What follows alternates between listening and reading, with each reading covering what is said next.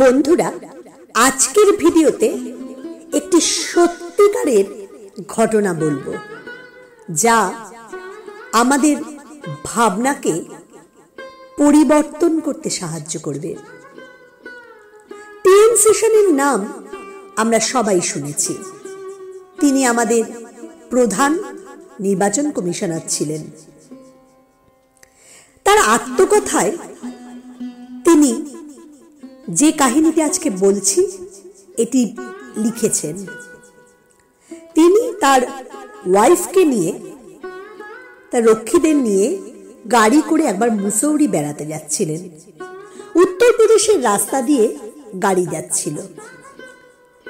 এক জায়গায় গাড়ি চলতে চলতে তার ওয়াইফ একটা গাছের উপরে অনেকগুলো বাবুই পাখির বাসা দেখতে পান। বাবুই পাখির বাসা আমরা সবাই জানি দেখতে খুব সুন্দর।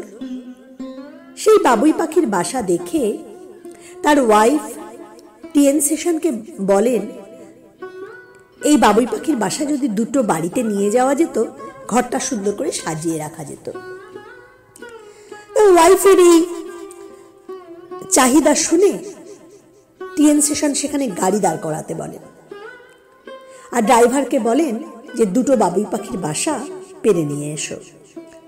ড্রাইভার গাড়ি থামিয়ে বাবুই পাখির বাসা পাওয়ার জন্য সেই গাছের দিকে এগিয়ে যায়।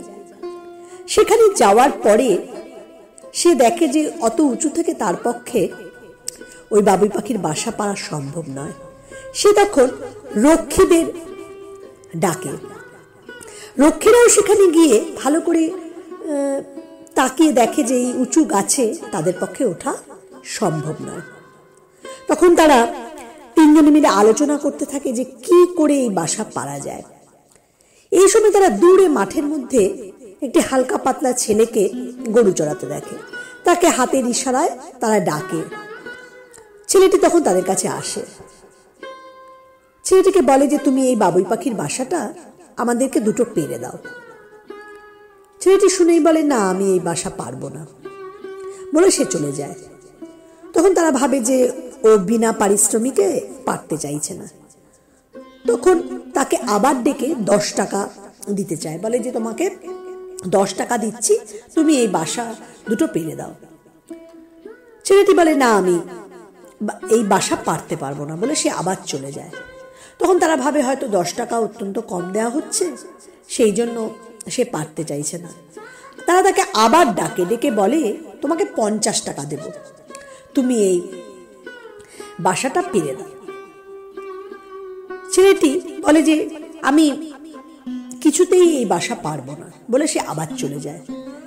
এতটা সময় যাচ্ছে দেখে টিএন সেশন তখন তাদেরকে ডেকে বলেন যে কি হয়েছে।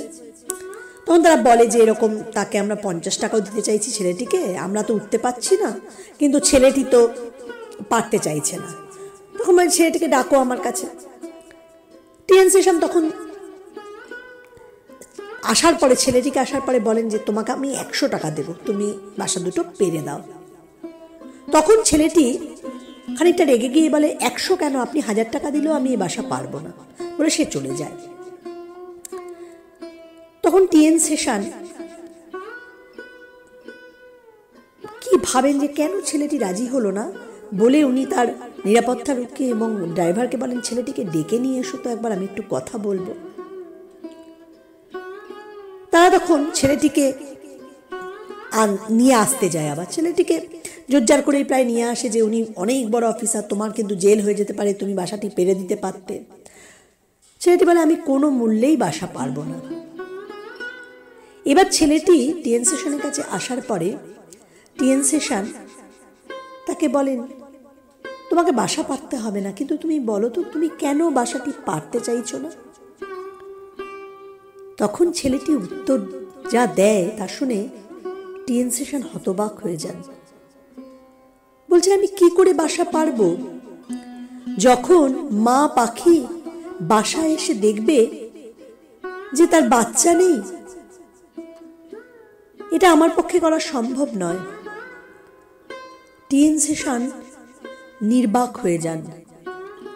তিনি বলেন যে আমি আইএএস অফিসার হয়েছি, এত পড়াশোনা শিখেছি, আর এই ছেলেটি আমাকে জীবনে কি শিক্ষা দিয়ে গেল।